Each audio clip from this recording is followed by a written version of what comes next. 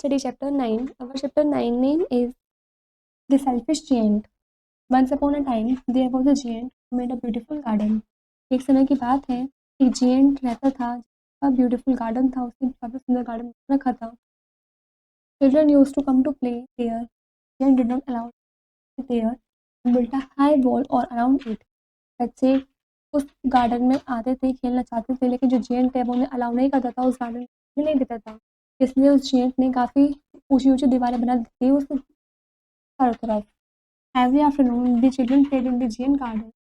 हर दोपहर को जो बच्चे हैं वो जियंट के गार्डन में खेलने आते थे.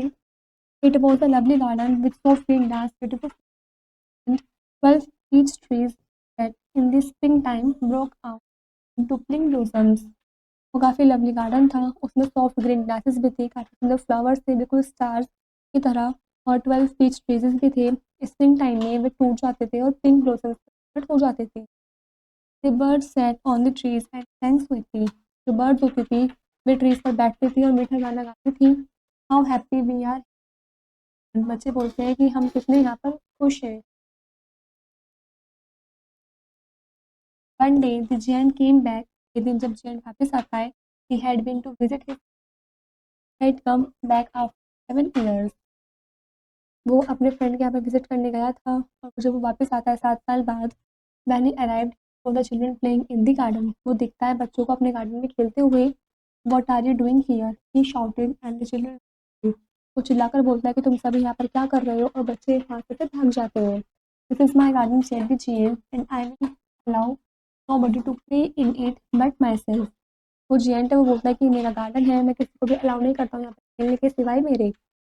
तो he built a high wall all around it and put up notice. तो उसने क्या करा, काफ़ी ऊंची ऊंची दीवारें बना दी उस गार्डन के चारों तरफ और एक नोटिस भी टांग दिया.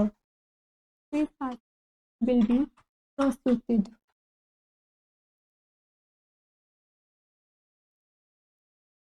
ही was a very selfish giant. Selfish giant था. The poor children had now no place where to play. बेचारे बच्चों के पास कोई भी जगह नहीं थी खेलने के लिए. And spring came and there were blossoms and birds everywhere.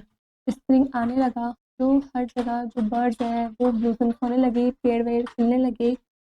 But in the selfish giant's garden was still winter. लेकिन सेल्फिश जियंट के गार्डन में विंटर ही था. The birds did not sing in it, no children and trees forgot to blossom. जो birds थे वो वहाँ पर गाना नहीं गाते थे क्योंकि वहाँ पर कोई भी बच्चे नहीं थे, और जो ट्रीज हैं वो भी ब्लॉसम होना मतलब खिलना भूल गए थे. Only the snow and the frost were happy. सिर्फ स्नो और फ्रोस्ट से खुश थे. Spring has forgotten this garden, they cried, so we will live here all the year around. जो स्प्रिंग है वो इस गार्डन में आना भूल गया है. वे चिल्ला के बोलते हैं कि अब हम पूरे साल यहाँ पर आराम से रह सकते हैं. They snow covered up the grass with her white cloak and the frost painted the trees silver. जो स्नो है उसने पूरे ग्रास को वाइट क्लॉक से ढक दिया था, और जो फ्रोस्ट है वो पेंटिंग उसने कर दी थी ट्रीज पर चांदी की परत. I hope this spring comes soon, said the selfish giant. He looked at his gold garden. जो सेल्फिश जियंट है वो सोचता है कि आशा है कि जो स्प्रिंग है वो आने वाला होगा. जब वो अपने गोल्ड गार्डन की तरफ देखता है, but the spring never came, no summer और ऑटम. तो वो देखता है कि ना ही तो स्प्रिंग आया है, ना ही समर ही ऑटम. तो it is always winter there. तो यहाँ तो हमेशा विंटर ही रहता है. One morning the giant heard a little linnet singing outside his window. एक सुबह जो जियंट है वो एक चिड़िया के गुनगुनाने की गाने की आवाज़ को सुनता है बाहर अपने विंडो से. It seemed to him to be the most beautiful music in the world. वो उसको काफ़ी ब्यूटीफुल म्यूजिक लगता है इस पूरे संसार से ज़्यादा. Leave the spring has come at last, said the giant, and he jumped out and looked out. वो सोचता है कि शायद स्प्रिंग आ गया है. जो जियंट है वो बोलता है, वो अपने बेड से एकदम से कूद के उठता है और बाहर देखने लगता है.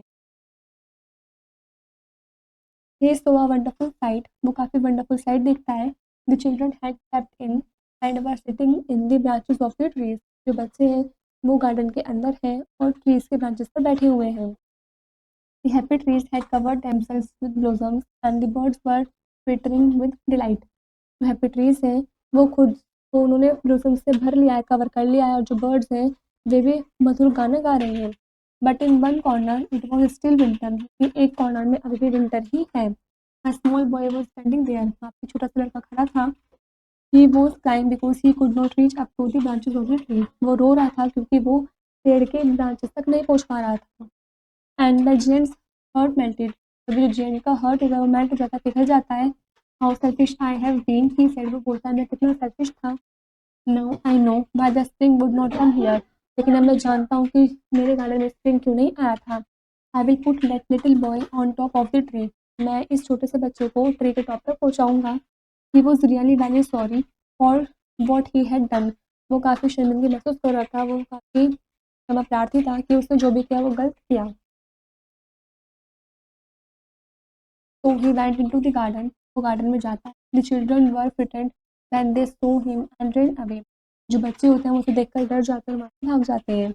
Only the little boy did not run, for his eyes were so full of tears that he did not see the giant coming.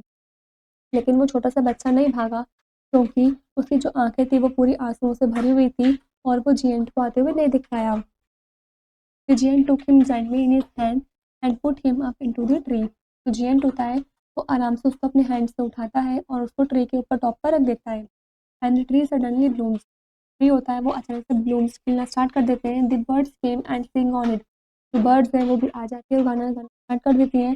And the little boy hug the giant. और जो लिटिल बॉय होता है छोटा सा बच्चा होता है वो जियंट को हग कर देता है. This is where the chapter is complete.